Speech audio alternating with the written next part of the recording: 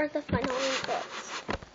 Since I used to try for a different one, I used a stick for the ball right there. You can see it there. And I put some glitter on the side right there. And it's still drying.